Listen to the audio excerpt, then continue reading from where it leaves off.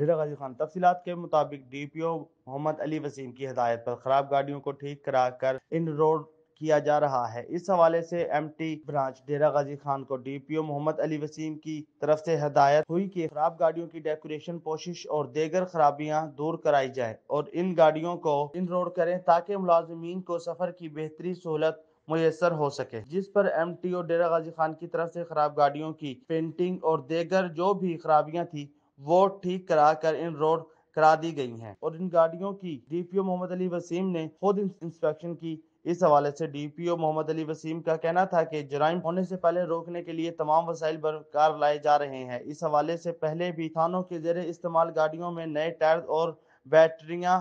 دی گئی ہیں اور سرکاری گاڑیوں کی اچھی دیکھ بھال کرنے والے ڈرائیوران میں رینجر پولیس افسر محمد وقاص نذیر اور ڈی پی او محمد علی وسیم کی طرف سے آرٹ سرٹیفکیٹ اور انعام بھی تقسیم کیے گئے۔